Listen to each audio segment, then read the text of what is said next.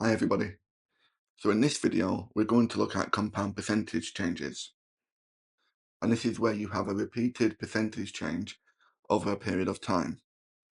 We're going to work through 5 questions, and question 5 will be an exam style problem. If you want to work along with me in this video, you can download a copy of a PDF from my website. I'll leave a link in the description below. So if we start with question 1, we're told that £4,000 is invested in a bank at a rate of 6% compound interest. We've been asked to calculate the amount in the account at the end of the 3 years. So we can visualize how this £4,000 is increasing if we draw a timeline. So it's invested at this point, and then during the first year, it's increased by 6%. So if it was originally 100%, and we've added the 6% on, then it's increased by 106%. And we can work this out as a multiplier. This would be 106 divided by 100. This will give us 1.06. So we're multiplying this £4,000 by 1.06. And this will be the increase in the first year. Then if we look at the second year, because it's compound interest, we're increasing this amount at the end of the first year, again by 1.06, the 6% increase. And this will bring us to the end of year 2. And we want the amount at the end of the 3 years. So we'll extend our timeline, and then we need to multiply the amount at the end of year 2, which is the 4,000, times 1.06, and again, by another 6% increase, so by another 1.06.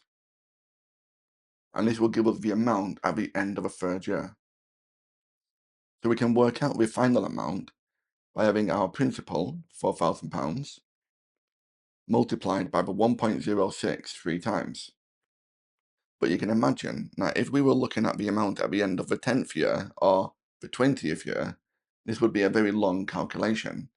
So we can simplify this because we know that 1.06 or anything multiplied by itself 3 times is the same as £4,000 multiplied by 1.06 to the power of 3. So because we're multiplying it by itself 3 times, we can just cube the 1.06. We can work this out on our calculators. So 4,000 times 1.06 to the power of 3. And this will give us 4,764.06. Remember that when we're dealing with pounds and pence, we need to round it up to the second decimal place. Okay? So if we look at example 2, we're told that an investment of £600 decreases by 5% each year for 4 years. We've been asked to calculate the value of the investment at the end of the 4th year. So if we draw a timeline again, we know the £600 is originally 100% of its value.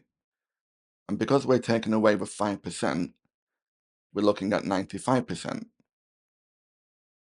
As a multiplier, this will be 95 divided by 100, or 0.95. So we need to multiply the £600 by 0.95. We'll do it for our first year, the second year, the third year, and the final year. So our calculation will be the 600 times 0.95, and you can see we're multiplying it by itself 4 times, so we raise this to the power of 4. We can work this out. 600 times 0.95 to the power of 4. And this will give us £488.70. Okay? So we don't always need to draw our timeline. We're looking at being able to go from the question to the calculation in a single step. For instance, we know the 6% is a compound interest, so our multiplier will be 1.06. We're adding this onto the 100%. And in example 2, it decreases by 5%, so we're looking at a multiplier of 0.95. So as we progress through examples 3, 4, and 5, we'll just be using these calculations, okay? Let's try some more examples. In example 3, we're given that an investment of £900 increases by 1.5% each year for 5 years. We want to work out the value of the investment at the end of the 5th year. And then for question 4, we're investing £5,000 for 3 years at our choice of bank, and we want to work out which is the better value. So perhaps you want to try these questions yourself. You can pause the video, and when you come back, we'll go through the solutions. Okay, so welcome back. So for example 3, we've got the £900 increased by 1.5%. So we'll have the original 100 plus the 1.5. So we're looking at an increase of 101.5%. As a multiplier, this is 1.015.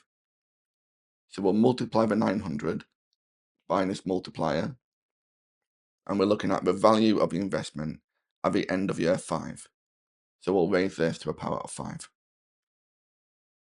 We can work this out, and we get £969 and 56 pence. Okay? For example 4, if we look at the global bank first, we've got the £5,000 increased by 4.5% for the first year. So we'll times this by 1.045, and then 1% for each extra year, and there's 2 more years. So we'll multiply this by 1.01 squared, and we get £5,304.52.